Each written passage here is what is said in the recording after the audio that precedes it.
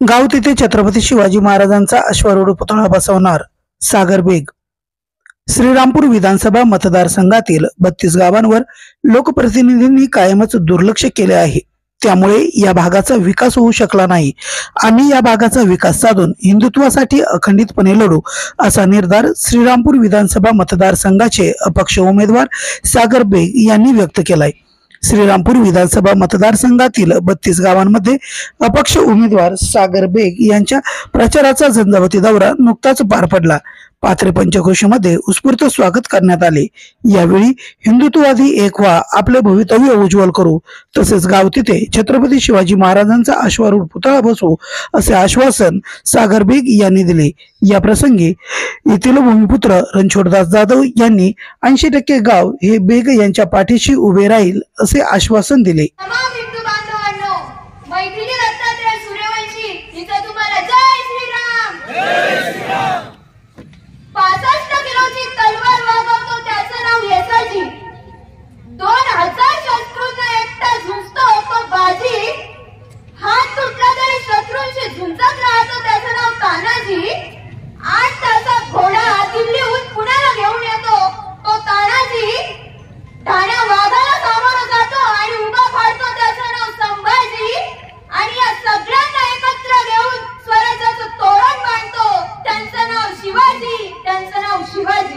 म्हणून लक्षात ठेवा, धर्माचं रक्षण करणाऱ्या सागर भैयांनाच मतदान करा। आपल्या रामगिरी महाराजांसारख्या थोर साधू संतांची रक्षा, गोमातेची रक्षा, आया बहिणींची रक्षा, आपल्या मठ मंदिरांची रक्षा, हिंदुत्ववादी सुरक्षा, राष्ट्रद्रोह यांचा प्रतिकार करण्यासाठी पहिला वार जो आपल्या अंगावर घेऊ शकतो असा सच्चा हिंदुत्ववादी आपला भूमिपुत्र सागर भैया बेग यांना मत देऊन प्रचंड मताने विजयी करा। की महाराज की जय। धर्मवीर श्री छत्रपती संभाजी महाराज की जय। हिंदुत्व आता वेळ आली आहे हे दाखवून द्यायची, जर अख्खा हिंदू एकवटला तर एका कट्टर हिंदू वाघाला सुद्धा निवडून देऊ शकतो हे दाखवून देण्याची आता वेळ आली। अगर हुआ मेरे धर्म पर घात तो मैं प्रति घात करूंगा, अगर हुआ मेरे धर्म पर घात तो मैं प्रति घात करूंगा, मैं हिंदू हूँ, मैं हिंदुत्व की ही बात करूंगा। ह्याच वाक्याप्रमाणे चालणारा आपला वाघ सागर भैया बेग जे स्वतःच्या जीवाचं काही न बघता आपल्या आया बहिणींसाठी लढताय, आपल्या गाया वाचाव्यात, कत्तलखान्यापासून जाण्यापासून गाया वाचाव्या ह्यासाठी लढताय। मग हिंदूंनो, आपल्याला तर त्यांना पाठिंबा दिलाच पाहिजे। कुख्यात गुन्हेगार नव्हे तर विख्यात हिंदुत्ववादी मावळा म्हणजे सागर भैया बेग। की क्रमांक 15 आणि चिन्ह भाला फेक हे लक्षात ठेवा। सागर बेग। धन्यवाद मित्रांनो, आमदार हा या तालुक्याचा कुटुंब प्रमुख असतो। जसं आपलं कुटुंब असतं तसं कुटुंबामध्ये जरा माणूस चालत नाही। आपल्या कुटुंबाचं रक्षण करणारा, प्रसंगी आया बहिणीची इज्जतीसाठी आपला प्राण देणारा, धर्म भूमी यांचं रक्षण करणारा हवा, तसाच विधानसभा मतदारसंघाचा आमदार छत्रपती शिवाजी महाराजांचं नाव राखणारा, जय श्रीराम म्हणणारा, आया बहिणींची इज्जत वाचवणारा, कचरीला जाणाऱ्या गाई थांबवणारा असाच जर हवा असेल तर आपल्याकडे उत्तम पर्याय या निमित्ताने आलेला आहे, सागर भैया बेग। आता कोणतरी उल्लेख केला या ठिकाणी की सागर भैया येईल का? अरे अनिल भैया सुद्धा एक पावभाजीच्या गाडीवाला आमचा शिवसैनिक, 25 वर्ष तो माणूस आमदार राहिला त्या नगर शहराचा। नवनीत भाई बार्शीकर, अरुण काका जगताप आणि ब्रिजलाल सारडा असे कोट्याधीश आणि सत्ताधीश लोक अनिल भैयाच्या विरुद्ध होते। अनिल भैया पावभाजीच्या गाडीवाला, रस्त्यावर उभा राहणारा असाच भैया होता तो। पण जशी आमदार झाल्यानंतर सुद्धा रात्री बेरात्री कोणी दार वाजवलं तर तो लगेच निघायचा आणि त्या माणसाला त्या ठिकाणी न्याय द्यायचा। तर आपल्या श्रीरामपूरचा अनिल भैया सागर भैया झाल्याशिवाय राहणार नाही अशी या ठिकाणी मला खात्री वाटते। रामचंद्र भगवान की छत्रपती श्री शिवाजी महाराज की धर्मवीर श्री संभाजी महाराज की भारत माता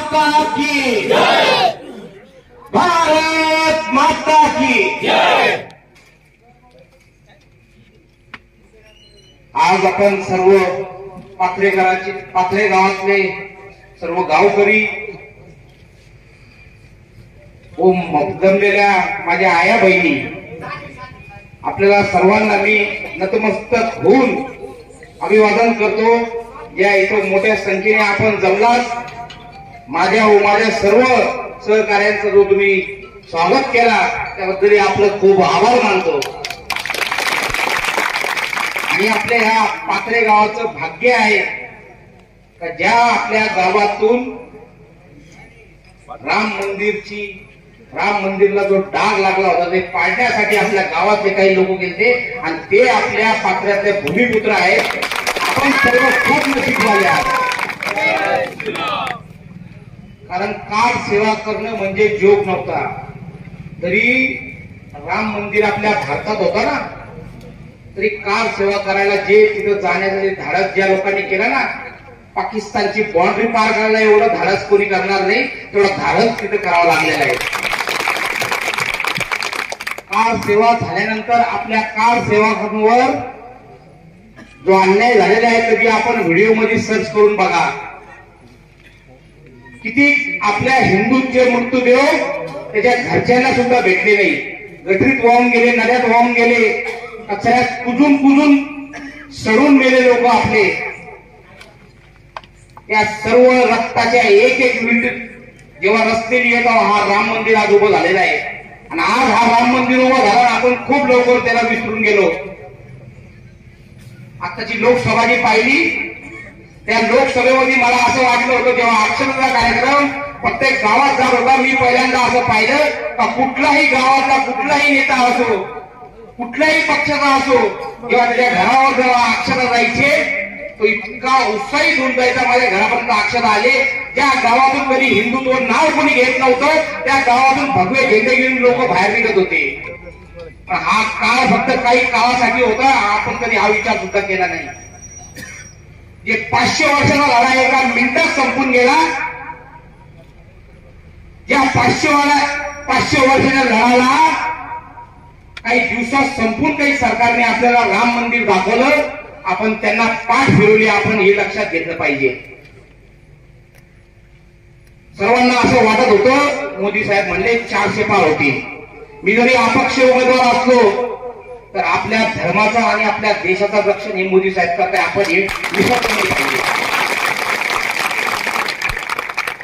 त्या माणसाला जर 400 पार आपण खरंच दिले असते ना,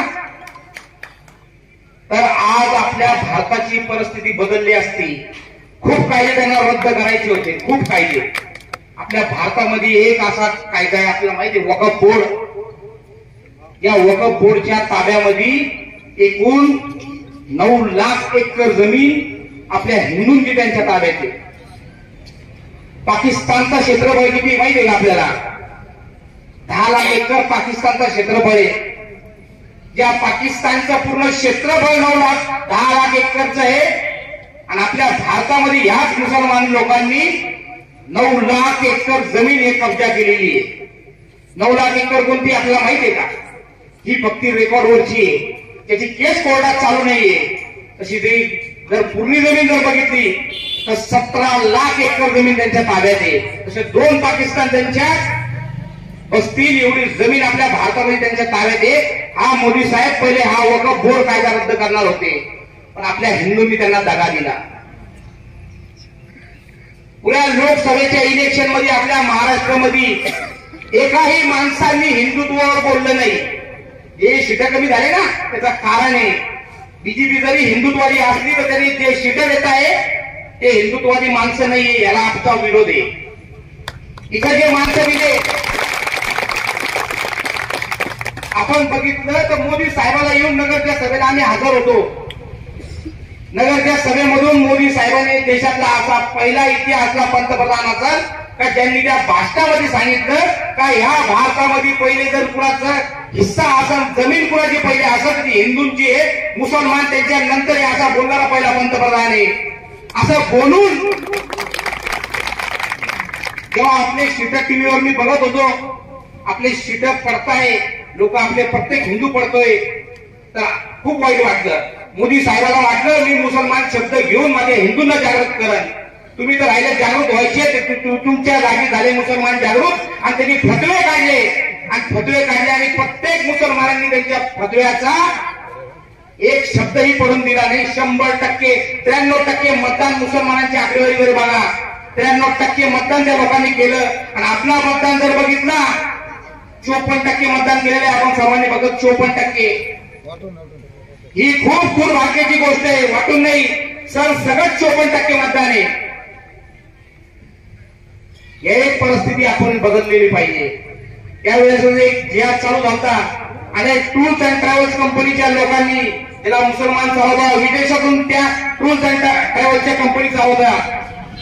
त्या लोकांनी इलेक्शनच्या काळामध्ये ज्याचे इलेक्शन शुक्रवारचा असेल, शनिवार असेल, त्या दिवशी इतक्या ऑफर आपल्या हिंदूंना दिल्या आणि हिंदू पण भावावरच आपला. त्यांनी त्या प्रत्येक ऑफर कमी पैशात भेटतील, जरा फिरायला जाऊ. पूर्ण तो वोट जे होता आपल्या लोकांना दिलं कामाला लागून. जेवढा शिकलेला वर्ग होता तेवढा लोणावळ्यामध्ये होता, अनेक तिथे पर्यटक स्थळ होते, गोव्यामध्ये होता. आपले लोक स्कीम मध्ये काहीतरी आलंय, टूर्स अँड ट्रॅव्हल्स कंपनीचा रेट उतरलाय, फिरण्याला कमी पैसे घेताय, लोक फिरायला गेले, मतदानला गेले नाही. ही आपली जागृती नाहीये, त्याच्यामुळे हे सगळं झालेलं आहे. आपण सर्वांनी 100% मतदान केलं पाहिजे, हा आपला अधिकार आहे. जर समोर मुसलमान जर बघितले, या मतदानाला युद्धप्रमाणे घेता, युद्धप्रमाणे. आणि आपल्याला ऊन चालत नाही, आता थंडी आहे बघा, थंडीचे बाहेर निघावं लागेल सकाळी मतदानाला. आता स्वेटर घेऊन ठेवायचं म्हणून थंडी होती म्हणून मी बाहेर निघलो नाही, अशी परिस्थिती झालेली पाहिजे. या श्रीरामपूर मध्ये आतापर्यंत जेव्हापासून मला आठवतंय काँग्रेसचे आमदार झाले, मी कुठल्या पक्षाला विरोध करत नाही, मी त्या माणसाला विरोध करतो का ज्याचा जन्म हिंदूमध्ये झाला. पण आज या आपल्या श्रीरामपूर तालुक्यामध्ये ज्याचा जन्म हिंदूमध्ये झाला आणि ज्या ठिकाणी आमच्या हिंदूंची संख्या 80% असून सुद्धा तो 20%ची लाचारी करायला, त्यांचे तलवे काढायला जातो, असे आमदार आम्हाला दरवेळेस तिथं आणून बसून देतात. ही परिस्थिती बदलण्यासाठी मी हा पक्ष फॉर्म भरलेला आहे. वाईट वाटतं, अनेक अशा गोष्टी आपल्या डोळ्यासमोर घडतात. हडपसरमध्ये छत्रपती शिवाजी महाराजांच्या मूर्तीला एक मुसलमान येतो आणि दगड मारतो. दगड मारल्यानंतर अनेक मीडियावाल्यांनी दाखवलं की एक मुसलमान आला आणि छत्रपती शिवाजी महाराजांच्या मूर्तीला दगड मारला. आणि प्रशासन इतक्या दबावामध्ये की सांगता तो मनोरुग्ण होता. ज्या अधिकाऱ्यांनी त्याला धरलं तो अधिकारी कट्टर हिंदुत्ववादी होता. त्यांनी येऊन सगळ्या लोकांना सांगितलं हा मनोरुग्ण नाहीये, हा छत्रपती शिवाजीच्या महाराजांच्या मूर्तीला दगड मारल्यानंतर हा दगडूशेठ हलवाईच्या मंदिरावर जाऊन पेट्रोल बॉम्ब फेकणार होता. पण वोट याची अशी दहशत झाली का आपल्या इथून ज्या हिंदूंना आपण निवडून विधानसभेमध्ये पाठवलं ते लोक सारे संड एकही बोलला नाही. तेव्हापासून विचार केला का आपल्या महाराष्ट्रातून जर एक टाइम ही सरकार पडली तरी चालेल, पण त्यांना त्यांची लायकी दाखवावं लागेल का तुम्ही माणसं देताना पहिले या 80%चा विचार करणारा हिंदुत्ववादी माणसं द्या. कुठून बोगांडी आमच्या कुठल्याही पक्षाचा आणायचा आणि कुठल्याही पक्षाचा आणायचा, याला सांगायचं मतदान करा हिंदुत्वाच्या नावाखाली. आपण ते केलं. माणूस कधी बघितला नाही, पक्ष पाहिला हिंदुत्ववादी पक्ष आहे याला मतदान देऊ. जर अशीच परिस्थिती झाली तर निवडून द्यायचं, त्याला तिथं पाठवायचं.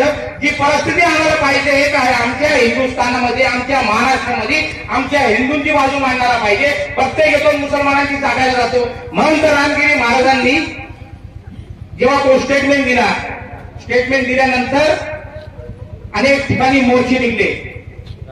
म्हणून तर रामगिरी महाराजांच्या पोस्टरवर लोक मुतत होते. म्हणून तर रामगिरी महाराजांचे पोस्टर खाली ठेवायचे, त्याच्यावर उड्या मारायचे, महाराजांच्या तोंडावर डुबाचा चेहरा बनवायचे आणि अनेक दिवस त्यांनी उपोषण चालवलं. आणि हेच 3 उमेदवार त्यांचे तलवे काढायला तिकडे घेतले. ही जेव्हा सगळी परिस्थिती आपल्या डोळ्यासमोर येते ते आम्हाला राग येतो या गोष्टीचा का ज्या ठिकाणी आम्ही 80% हिंदू आहे, तू 20%कडे जातो, तर आपण सर्व हिंदूंनी तो आल्यावर विचारायला पाहिजे का तू हिंदू आहे का तुझी घटना झालेली आहे, त्याला विचारायला पाहिजे आपण. पण पहिले तर एक गोष्ट पण नक्की आहे, हे सर्व काम करत असताना कोणत्याही पक्षाचा माणूस असो, त्याने आपलं हिंदुत्व जपलं पाहिजे. पण हिंदुत्व जपणं हे सर्वांचं काम नाहीये.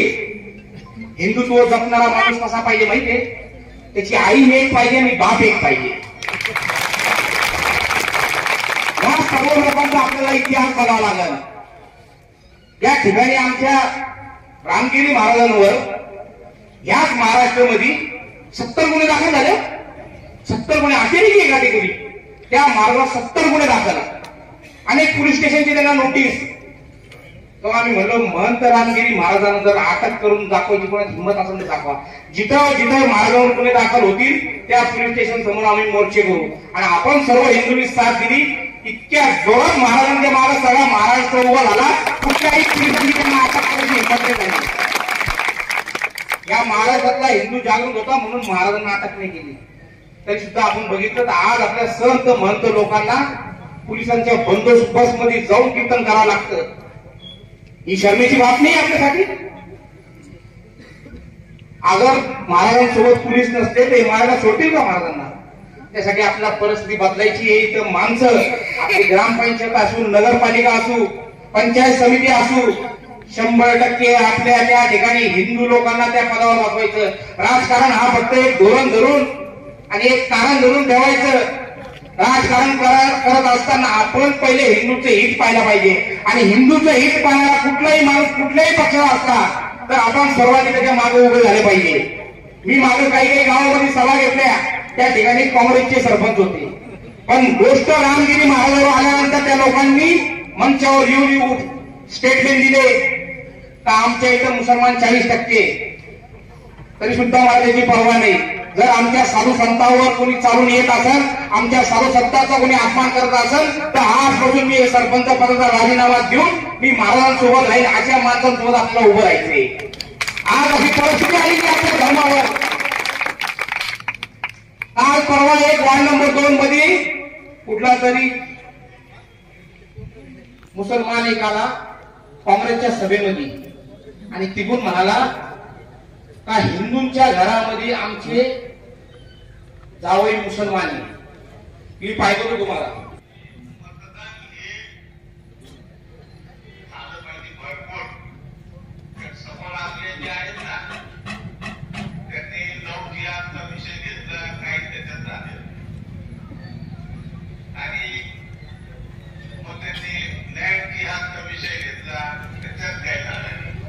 काँग्रेसवाल्यांबद्दल मला एक आहे की जे जे लोक लव जिहाद ह्या विषयावर बोलतात त्या सगळ्यांचे मुस्लिम जावळे आहेत.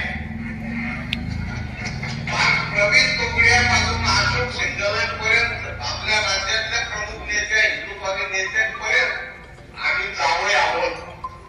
फक्त मला एक कळतंय काँग्रेसवाल्यांच्या मागे कोणी मुसलमान जावळे नाही. आणि हा उमेदवार आहे ओगले हसतोय. हा हसतोय. अशी परिस्थिती. थोडं थांबत तुमचं जावं मी तो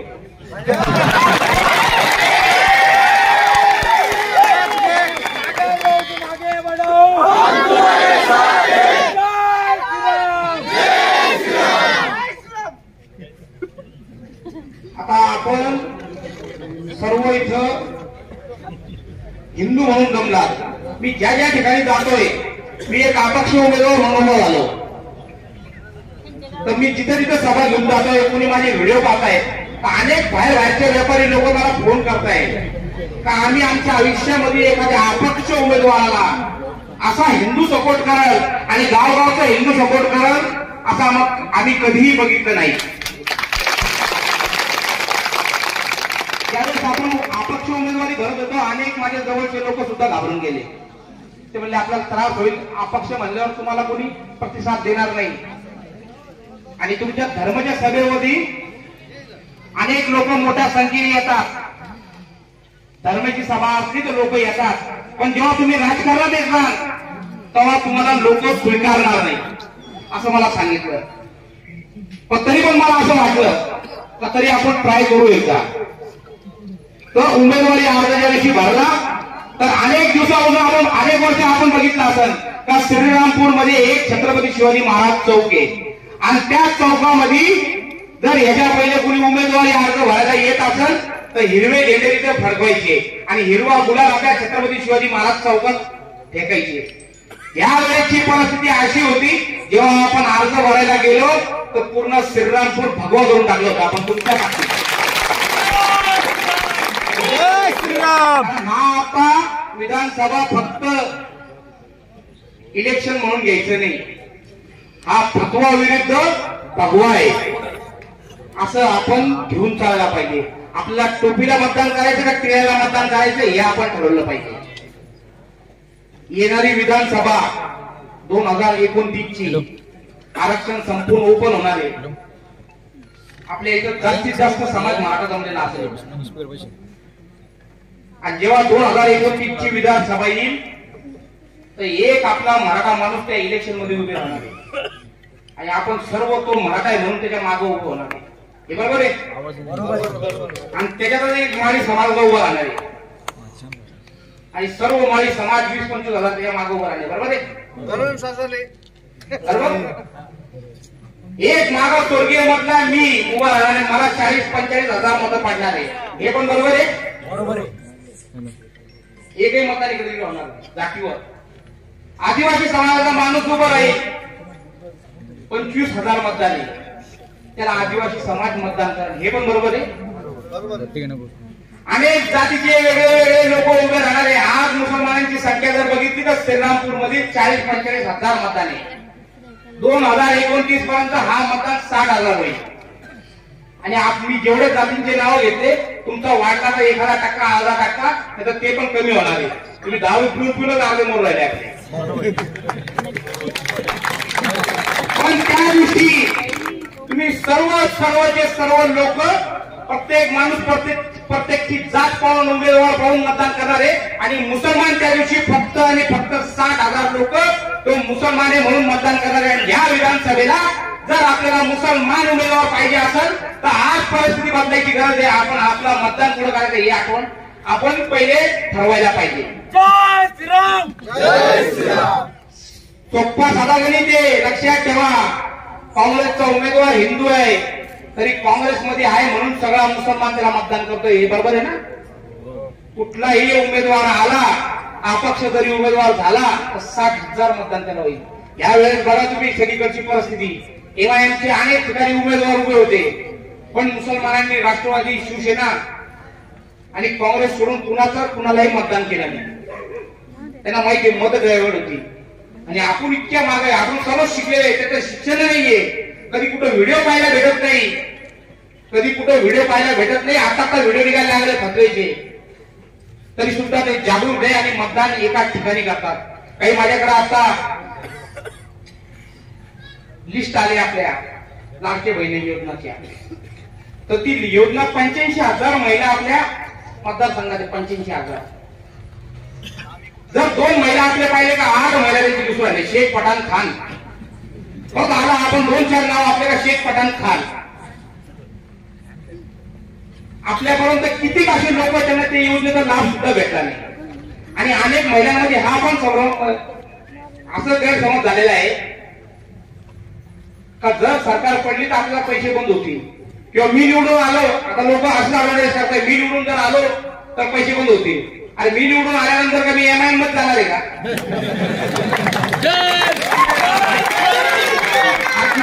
या पक्षाला माझा हिंदू मानतो मी तिथंच जाणार आहे. आजपासून तर एक नवीन चालू केलंय सगळ्यांनी का मी कांबळेला पाठिंबा दिला. सगळीकडे चालू आहे. आज मला गावातून नाही लोकांचे बोला आपण पाठिंबा दिला का? आता जी लायकी का त्याला पाठिंबा दिले.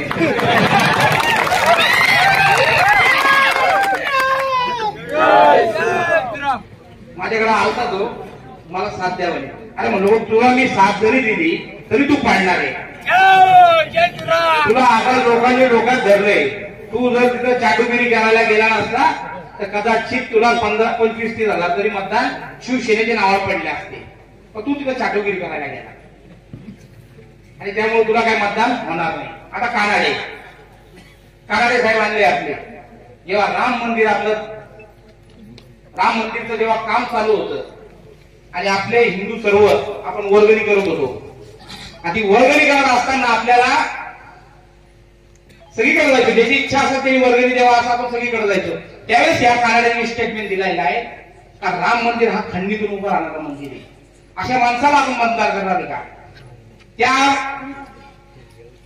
कानाड्याला कधी कुठला मदरसा इनलिगल दिसला नाही, कुठली मस्जिद इनलिगल दिसली नाही, त्याला कधी वो बोर्ड दिसला नाही. आपल्या मुली जर पळून गेल्या लव जिहाद मध्ये तो म्हणतो लव जिहाद हा काही नसतं, हे प्रेम असतं. आणि प्रत्येक जी माणसं तुम्ही काय आपले हिंदूचे काही प्रत्येक माणसं जे असं बोलतात ना, त्यांचा इतिहास बघा, त्यांच्या घरातल्या पोरी मुसलमान सोबत पळून गेलेले राहतात. हा माझा अनुभव आहे, मी पाहतोय. आपण कुठेही बघा त्याचीच गेली काय असू शकते. बिर्याणी खायला जातो तो, बिर्याणी खातात आणि व्हिडिओ पण टाकतात. पहिले तर 2 माणसं आपल्या बेटावर उभे केले पाहिजे. हा पण तिकडे परवा दिवशी भेटला होता महाराजांना, मला पाठिंबा द्या म्हणून. आणि महाराज त्यांना पुढचं दिसतं. जेव्हा सर्व हिंदू आपल्या महाराष्ट्राला झोपला होता, रामगिरी महाराजांनी जेव्हा एक स्टेटमेंट केलं, सगळा हिंदू समाज आपला जागृत झाला. तो माणूस का असं गर्दी कोण बोलले का संत आहे, संत संन्यासी आहे, सगळं कळत होतं. हिंदू आपला झोपलेला आहे, काय बोलावं लागणार, कसा हिंदू जागृत होईल. तुमच्या सर्वांसाठी एक शब्द बोललेले ते, आणि त्या शब्दानंतर बघा आपल्या हिंदुत्वाचं वातावरण आपल्या महाराष्ट्रामध्ये कसा झाला. सर्वीकडे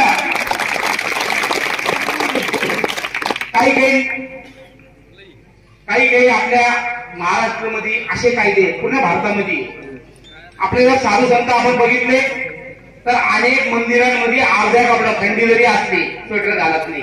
ब्राह्मण जर समाज आपला बघितला तर भिक्षा मागून खातो आणि मंदिरची सेवा करतो. सगळ्यांना माहितीये अनेक किती असे मंदिर आहे त्या ठिकाणी आपला ब्राह्मणच ते कुठल्याही समाजाचा जर साधू पाहिला संन्यासी राहतो, महिलांचा स्पर्श सुद्धा होऊन देत नाही. त्या माणसाला कुठलाही सरकारी योजना भेटत नाही. आंतर मुसलमान जर बघितला आपल्या भारतातला, आता आपल्या सरकारने मौलवींचे पगार वाढवले. कोणते मौलवी? जे सकाळी फक्त नमाज पडायला मदरशात येतो आणि संध्याकाळी आपल्या 8 बायका सोबत झोपतो, त्या मौलवींचे पगार वाढवले. ही परिस्थिती बघायला पाहिजे. आपले साधू संत संन्यासी आणि हे 8 बायका तुम्ही यांचे पगारावर राहिले, कधी आपल्या हिंदूंचं हित बघणार आहे. आणि कोण म्हणतं अल्पसंख्याक ते राहिले? 130 कोटी मध्ये 30 कोटी लोक ते झाले आणि कोणते अल्पसंख्याक येतात. यासाठी आपण सर्वांनी मतं मागणाऱ्या माणसाला जर आपल्याला वाटलं का धनुष्यबाणचा माणूस हा कट्टर आहे, कधीही आपले विचार बदलू शकता. हिंदूचे विचार कधी ठाम राहत नाही. काही लोक आता ठाम राहतात, कधीही रात्रीतून विचार बदलू शकतात.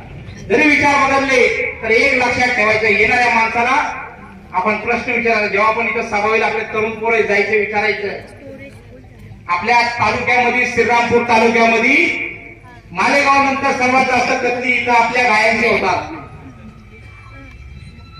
या कतलखाने बंद करण्यासाठी तू तुझ्या जाहीरनाम्यामध्ये लिहून देशील का मी हे कतलखाने बंद करेन? तर आपण सर्वांनी या शिवसेनेच्या उमेदवाराला मतदान केलं पाहिजे. आणि त्याला विचारायचं, लव जिहाद मध्ये आमच्या एवढ्या मुली अडकल्या, या सर्वांसाठी तू कडक कायद्यासाठी तू एक जाहीरनामा लिहून देतो का मी कायद्यासाठी भांडल? तर त्याला मतदान करायचं. उत्तरनगर जिल्ह्यामध्ये एकूण 16 मंदिर नाथांचे असे, याची 255 एकर जमीन या मुसलमानांच्या ताब्यात आहे. ही मुक्त करण्यासाठी तू लढल का? तर त्याला मतदान करायचं. आणि या सगळ्या गोष्टीला जर नाही म्हणला त्याला उलट वागवायचं, चूक म्हणायचं. कुणी असू, पहिले तुमच्या हिंदूंचं हित, बाकी नंतर. कालचे नाटक जर ते पाहिले तर बघितलं ना, ट्रेचरवर भेटतो हिंदू यायला वाटले सगळ्यांना. अर्धवट रिक्षावर फिरायचं असं तर तिकडं पलीकडे तिथून मतदान हवं. हिंदूंचे मत तुला होणार नाही. आपण सर्व इथं मोठ्या संख्येने जमलात त्याबद्दल मी सर्वांचं मनापासून आभार मानतो. आणि जिथं जिथं जातोय आपल्या हिंदूंची ताकद मला पाहायला भेटते. जर मी फक्त जिंकण्यासाठी नव्हतं आलो, मला काहीतरी बदल घडवायचा होता का हिंदू पण जमू शकतो. अपक्ष उमेदवाराच्या मागे जो हिंदू हिताचं काम करतो.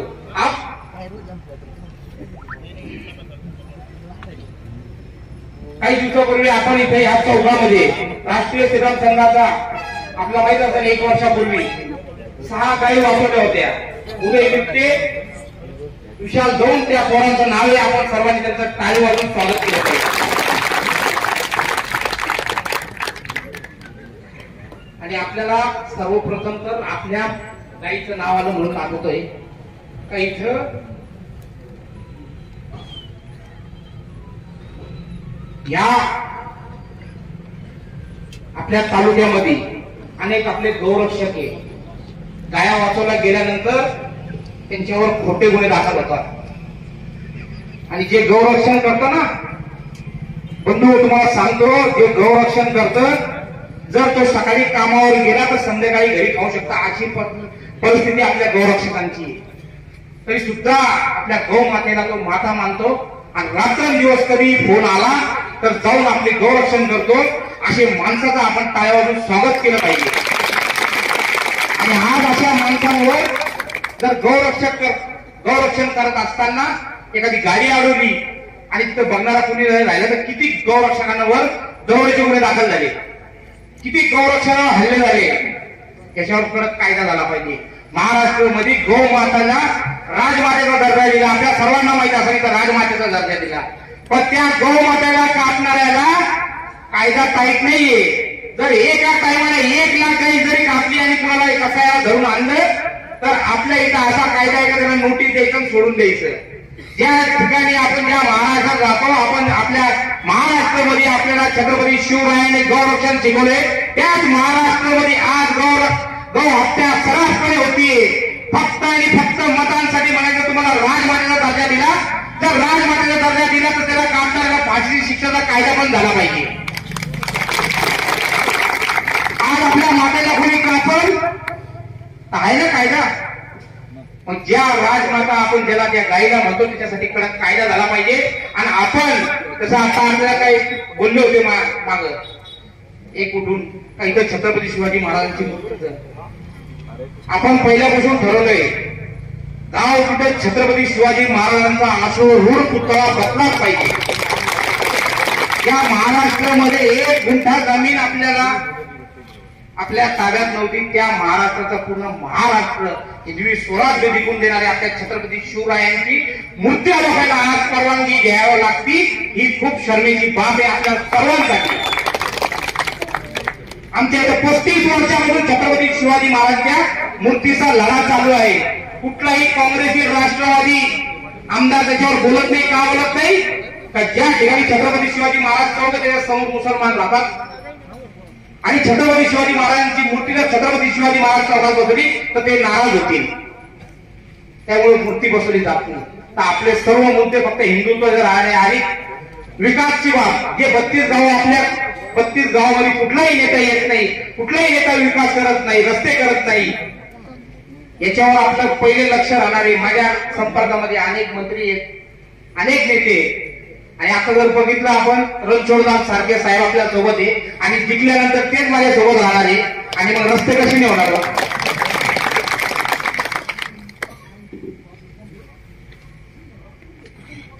आपलं जर आपण सगळ्यांनी पॉम्पलेट बघितला तर पहिले आपण सर्व गावागावांमध्ये गाव तालीम करणार आहे, ते पॉम्पलेट मध्ये मी लिहिलेलं आहे. आणि दुसरं, आपल्या पोरांनी व्यसन मुक्त कसं राहायचं हे बघायला पाहिजे. प्रत्येक पोरांनी नशा फोडायला पाहिजे. खूप तुमचा टाइम घेतोय, पण काही काही गोष्टी गरजेचं राहतात, सांगावं लागतं. आज जर आपल्या इथं गुटखे जर बघितले तर आपल्या नगर जिल्ह्यामध्ये जेवढा गुटखा ट्रान्सफर होतो, पहिला बनतो मुकुंदनगर मध्ये, दुसरा बनतो वार्ड नंबर 2 मध्ये. अनेक ठिकाणी अशा द्रव्य त्याच्यात टाकले जातात ज्यांनी तुम्हाला तोंडाचा कॅन्सर लवकर होतो. आणि ते सहजपणे आपले लोक खात आहेत. गुटखा खाणं पहिले बंद करा. या महाराष्ट्रामध्ये गुटख्याला बंदी असताना सहजपणे गुटखा चालू आहे, कारण प्रशासनाला याचे 2-2 कोटी रुपये हक्की भेटत आहे. आणि तो गुटखा आपल्या गल्ली गल्लीमध्ये बनतोय. जर मुसलमान खाणारा पाहिला गुटखा त्याच्यासाठी दुसरा तो ओरिजिनल गुटखा खाईल. आणि हिंदूंसाठी गुटखे वेगळे. आपण सिगरेट गुटखे सगळे आपल्या इथं मस्ती धरल्या गेल्या अनेक वेळा. हे सगळं सोडायला पाहिजे. दारू इलेक्शनची कुणी पिऊ नका. आपल्याला कळकळीची विनंती करतो, कारण ही दारू 30-30, 40-40 रुपयामध्ये बनणारी बॉटल आहे, त्याच्यावर किंमत 200-250 रुपये. सगळी दारू डुप्लिकेट आहे. ज्या घराचा पुरो सरपंच त्या माणसावर असेल, जर तो दारू पिऊन मरत असेल तर सरपंचाचं काय होतं हे त्या प्रपंचाला माहिती आहे. आपण सर्वांनी व्यसन मुक्त राहून जर धर्माची रक्षा करायची असेल, आपल्या समोर आदर्श छत्रपती शिवाजी महाराजांचा आहे. असा महाराज होता, आपला राजा असा होता का ज्यांनी कधी कुठलंही व्यसन तर केलं नाही, पण त्यांच्या समोर कुठली बाई सुद्धा नाचवली नाही, असा इतिहास आपल्या छत्रपती शिवाजी महाराजांचा आहे.